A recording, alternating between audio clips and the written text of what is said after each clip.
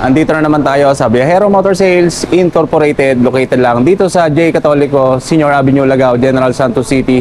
At ngayong araw na to mga tol, ibibigay ko na naman sa inyo ang isa na namang color variants ng Honda Click version 3. Ayan mga tol, bago natin simulan, montage muna tayo.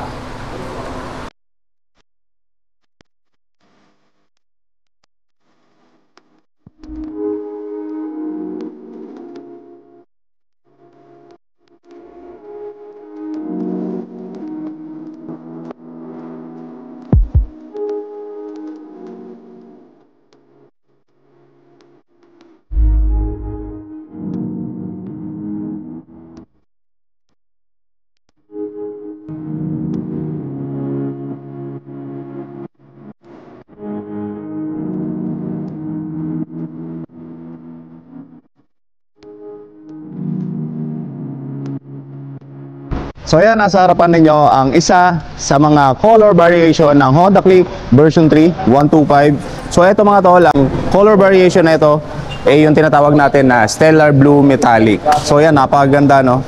At isa rin to sa mga napaka-eleganteng kulay ng Honda Click version 3 125. So ayan, meron siyang color combination na color blue at meron siyang para siyang faded na gold dito sa kanyang decals no. At syempre meron ding white, meron ding silver. Puntahan muna natin ang kanyang features na inilagay dito sa motor na to. Iisa-isahin natin.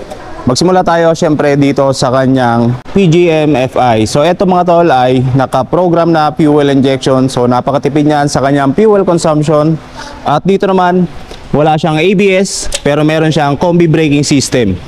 Ano ba yung combi braking system? So ito po yung kapag nag-sudden brakes kayo, mag-automatic magkakaroon ng 70% na brakes doon sa kanyang likuran. At dito naman sa harapan, magkakaroon po siya ng 30% na pag-brake. So napakagandang safety features na inilagay dito kay Honda Click 125 version 3. Siyempre mga tol, meron din yung kill switch dito sa kanyang side stand. So ayan, kapag binaba nyo ang kanyang side stand, automatic magsha-shutdown din ang engine netong si Honda Click. So napakaganda rin yan. At talagang malalaman nyo kung nakabababa ang inyong side stand or hindi. Ito, equipped na rin siya ng USB charging port. So USB ready na siya mga tol no? At ready na. Ito sa long rides. Siyempre hindi kayo mag-worry na malobat ang inyong cellphones dahil meron na po siyang charging port na USB ready sa kanyang left side pocket. At yung kanyang pocket mga tol, napakalalim din. So kasyang-kasya ang dalawang cellphones dito. So yan, goods sa goods. Siyempre hindi rin mawawala kay Honda Click version 3 125 etong kanyang brake lock. So eto mga tol, ginagamit natin sa mga incline na parking area.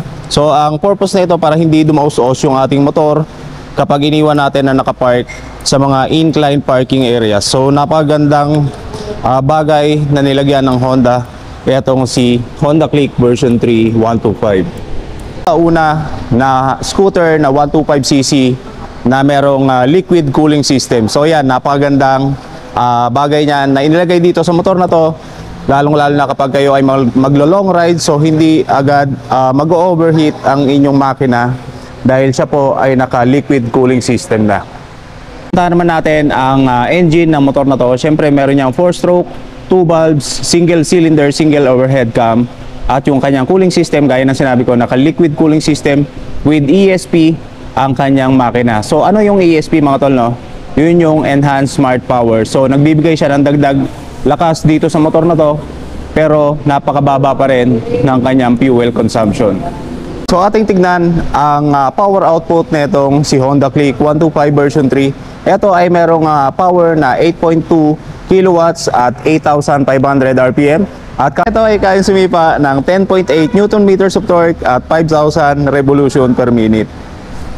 Ngayon, puntahan naman natin ang harapan netong si Honda Click 125 version 3. So ayan, kung mapapansin nyo mga tol, dito sa kanyang fairing sa kanyang handlebar, meron siyang dalawang tone.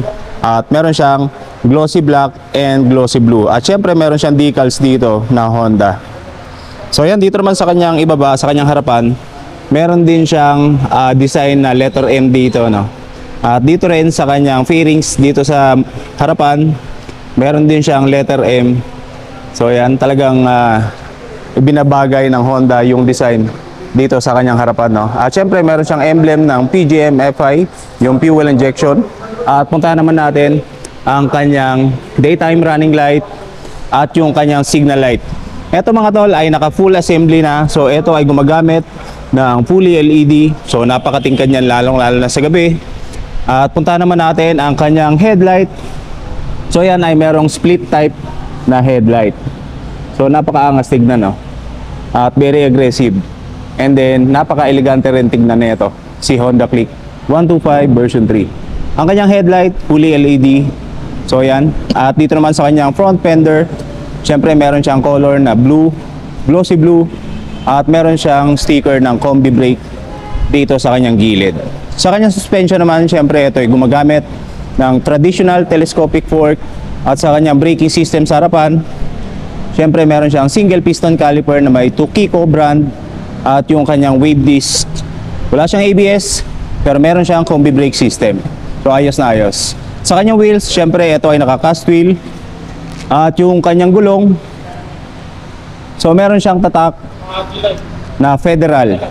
So yan po ang kanyang brand mga tol, no? At sa kanyang sukat naman, meron siyang sukat na 90 by 80 by 14 inch tubeless. So ayos na ayos. Naman tayo sa likuran nitong motor na to. Syempre yung kanyang taillight napakalaki at kung makikita nyo mga tol, meron siyang mga separate dito. May guhit-guhit siya sa kanyang glass sa loob. So napakalakas niyan at dahil ito ay gumagamit ng fully LED, syempre maging sa kanyang signal light, naka fully LED. Ingat lang dito sa kanyang signal light dahil medyo matigas or kung ito ay masagi or matumba, so, pwede siyang mabali, no? So, ingat lang dito sa motor na to. At syempre, meron siyang ilaw sa kanyang plate number, no? Yung kanyang plate light. At reflector for visibility. Ito naman sa kanyang suspension sa likuran, syempre, ito ay naka-unit swing ang kanyang suspension. At kung mapapansin nyo mga tol, yung kanyang spring, napakakapal din. So, goods na goods po yan at napakaganda ng quality. At sa kanyang braking system naman, syempre ito ay gumagamit ng mechanical drum brakes. Sa kanyang wheels, syempre ito ay naka-cast wheel, Federal tires. At meron siyang sukat na 100 by 80 by 14 inch tubeless. Ito naman yung kanyang airbox. Ayan, meron siya nakalagay na emblem dito na ESP, Enhanced Smart Power. At yung kanyang CVT. At nga pala mga tol, no, remind ko lang sa inyo, wala siyang kickstarter. So magde-depend lang kayo dito sa kanyang ignition starter. At no worries dahil meron po siyang voltmeter para mas ma-monitor ninyo ang battery status. Puntahan naman natin ang key system na itong si Click 125 version 3. Ito ay naka-traditional na susi pa rin ang gamit, no? At good thing lang dito dahil meron siyang shutter lock.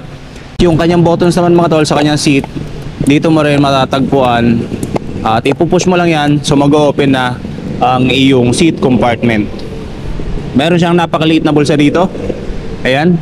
Hindi po siya advisable na lagyan ng mga barya or mga importanteng dokumento dahil wala siyang takip. So pwedeng mawala. At dito naman meron siyang hook para sa ating mga pinamili or mga pinamalengke, mga bags. Pwede nga nating isabit dyan para mas convenient ang ating pagupo dito sa motor na to. Puntahan naman natin ang instrument panel na itong si Click 125 version 3. Ito ay gumagamit ng digital at dito makikita nyo yung kanyang buttons. Kung gusto nyo i-access ang kanyang instrument panel, meron siyang buttons dito, select and set. So meron din siyang logo ng Honda dito. At dito naman tayo sa kanyang switches sa kabila, sa kaliwa. Meron siyang high beam and low beam, busina at yung kanyang left and right turn signal. Sa kabila naman wala po siyang stop and start, no? And meron naman siyang ignition starter. So dito naman tayo sa kanyang upuan mga tol. At ito yung kanyang seat cover. Maganda yung kanyang seat cover, no? Dahil medyo magaspang siya. So kahit anong texture ng inyong pantalon or ang inyong short, so pwede dito at hindi kayo dudulas sa kanyang seat cover, no? At syempre napakakapal din ang kanyang cushion. So hindi sasakit ang inyong tagiliran kapag kayo ay nakaupo dito kay Honda Click 125 version 3. So puntahan naman natin ang kanyang fuel tank. So ayan, dito pa rin matatagpuan ang kanyang fuel tank. dito sa loob ng kanyang underseat.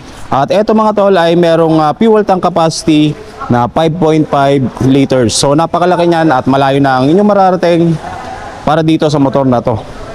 So yung puntahan naman natin ang seat height ng motor na to.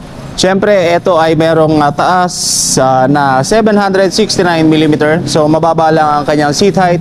At ang tansya ko para sa height preference para dito sa Honda Click version 3 na 125 ng Honda nasa 5 flat. Pwede yan, kayang-kaya etong si Click 125 version 3. So ito ay merong kabuuang timbang na 112 kg. So napakagaan lang yan. At kung ikaw ay short rider, so yan, kahit ikaw ay beginner, so kayang-kaya mo pa rin i-manage etong si Click 125 version 3 dahil napakagaan lang ng motor na to. Sa kanyang ground clearance naman, sa kanyang pagitan ng ilalim ng board hanggang sa seg, meron siyang taas na 131mm.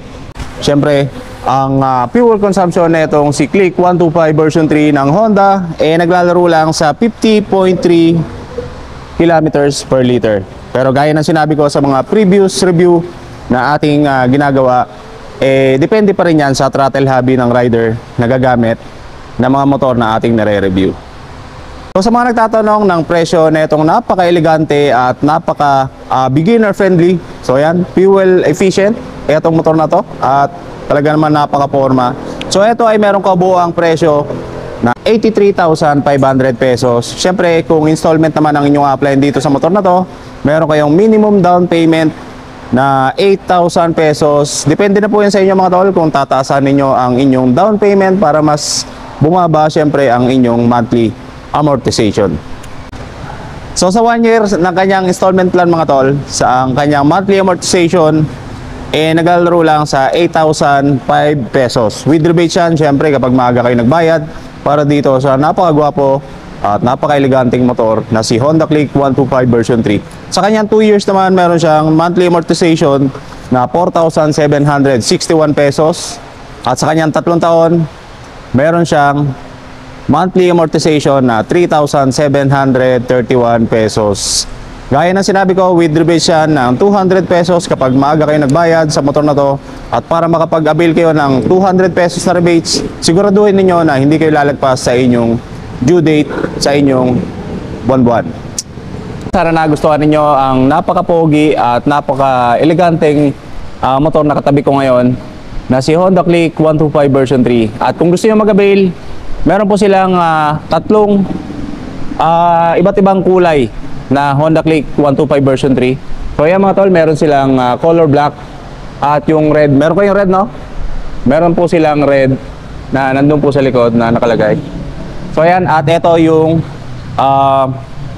blue, Stellar Blue Metallic. So ayan, at magandang umaga sa inyo lahat. Lagi po kayo mag-iingat. Ride safe. Peace out.